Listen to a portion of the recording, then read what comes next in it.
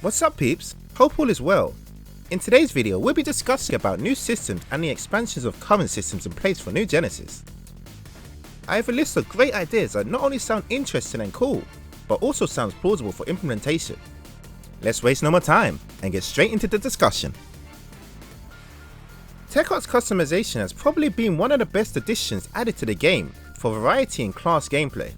This system adds a new way to customize your PAs into various different options that can outright change how your weapon performs, by giving you advantages in areas like utility and damage. With this being said, the most optimal choices usually come down to whatever yields the most damage for some classes. You also have options like attack speed or increased durations, which can also improve DPS. However, most of these normally come with reduction in potency to compensate for the altered speeds. This system could be expanded upon even further. How can we do that? Here's a list of things that I have in mind. Class skills being implemented into TACs is already a thing, with some examples being Hunter Sword PA Spiral Edge Type 3, or Bouncer Soaring Blaze PA Roaring Pheasant Type 3, where they either increase potency for the skill, or add further accumulation towards generating the skill itself. What if we went a little bit further with this? With the customization of class skills and the effects that they produce. Imagine Bouncer's class skill Pinion Blade having 2 charges, but it has a slightly longer cooldown and accumulation rate, or faster attack speed with the removal of the invulnerability period, allowing you to utilize the skill Blade Art's parry counter edge during the use of Pinion Blade, but at the cost of losing some potency. Okay, how about this? Imagine Gunner's Halo Bullet's class skill being able to work with a chain finisher but loses the ability to build chain trigger. Huh? Or what if chain finisher can have a longer time period for dealing damage? Sounds pretty spicy, right? Let's not stop there and go even further with the customization of normal attacks and weapon actions. What if you could slightly alter how some weapon actions perform, such as Force Rod, where it automatically fires your elemental bullets after successfully negating attacks using a weapon action?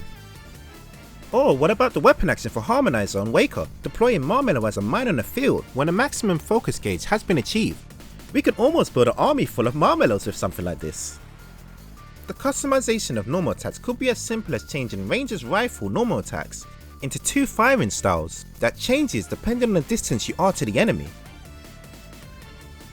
How about the normal attack for Gunner TMGs, being fully automatic but offensive PP recovery is removed? However, you gradually recover PP over time. Kinda goofy, right? Additions like this could add a whole new experience with TAC options for the player. I want to hear your ideas down in the comments. The next discussion will be about class evolutions and abilities. Classes have always had something that differentiates them from each other, whether that be class skills or specific skills tied to the class weapon. This is one of the main things that gives the class its identity. I'm personally not the biggest fan of the idea of just outright reviving Scion classes from PSO2 as full-on classes. I do however like the idea of enhancing current classes for a sort of limit breaking action that can be used multiple times after a certain requirement has been met. Sounds overpowered, but it's okay because it's fun. Apologies. This could be an ability that can only work with multi-weapons of that specific class, or any class with one main weapon like Waker or Slayer. What does this ability do, you say? Well, let's say it could change 4 of your PAs into 4 unique PAs that link and combine the PAs of each respective class weapon into enhanced styled combination PAs. Sounds pretty OP. Yes, of course, this will probably be a balancing nightmare if there wasn't any restrictions on how it works. Here are some examples on balancing this appropriately. To spice things up with this skill, when it's activated, a cool animation could initiate, to something like drawing in photons to represent the consumption of the PB. Here's an example with the power of photons! Pretty cool, right? Let me know your thoughts on a system like this down in the comments. This system does link it to the previous one we just mentioned. However, it's more so on the idea of having either 3 or more multi-weapons added into a single weapon. This will not only allow classes with 3 weapons to benefit from just having one weapon that can utilize every weapon PA for that class, but it also opens up the possibility of having interesting new combinations of PAs and actions. As an example, slay a ranger with a gunblade rifle and launcher, where you can probably take advantage of sticky bomb and rifle grenadier for PP recovery or slightly extra damage.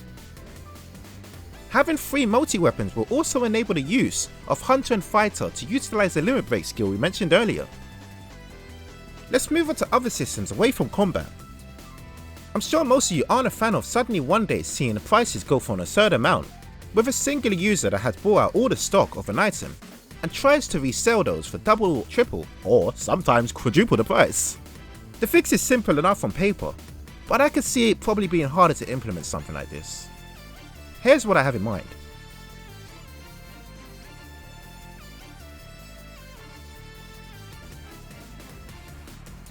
As we are still on the topic of the personal shop, we can go into our next system, trading. It's a system that has been a great addition to PSO2 in the past. With this system not being in the game, the workaround for this, at least when it comes to gifting items or trading with other players, was that we needed to sell items on a personal shop. However, that has the risk of it being bought by an entirely different person. This system was most likely never implemented in order to combat RMT bots and other malicious activities. However, I believe that this system not being in the game, especially after so long, just kinda hurts the players that follow the rules. There are ways that it could be implemented without issues, but even with the suggestions that I'll give here, it probably won't be enough to stop these bad acts from happening. Here are some of my suggestions that might help.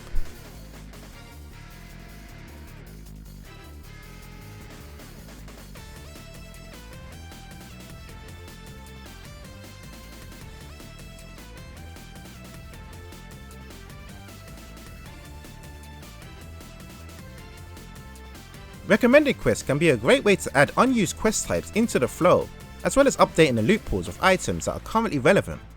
Exchangeable items like weapon badges can be a great example of a good reward to keep players engaged in its content. This may incentivize players to engage in a daily rotating queue that features some of the older content that also has a weekly task that rewards something like this.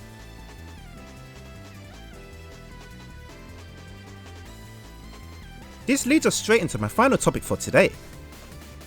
As we know, exchange shops have been proven to hold the majority of our time with gathering enough currency to buy our useful materials, augments, cosmetics, or simply building upgradable weapons and armor. Having some of these older exchanges still be limited to per week doesn't make much sense, especially when it's not the current chase of items. As an example, Item Exchange Steer has materials such as Photon Quartz, Photon Chunks, X-Cubes, Class X-Cube, and other materials used for enhancements. This exchange shop having a limit of 10 per item makes it not as desirable to engage with. A simple fix would be changing this to a daily reset rather than a current weekly reset. For some of the other better exchanges like the Weapon Badge Exchange Shop, these should be constantly updated with relevant materials, as well as possibly featuring some valuable enhancement items such as Augment Transfer Vouchers, Augment Accessory items, and Augment Protection.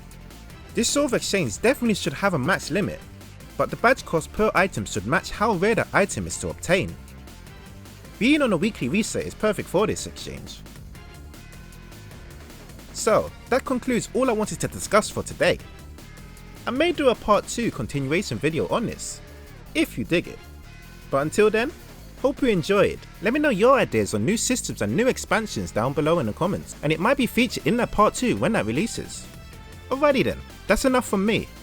This has been MKP, and as always, take it easy peeps.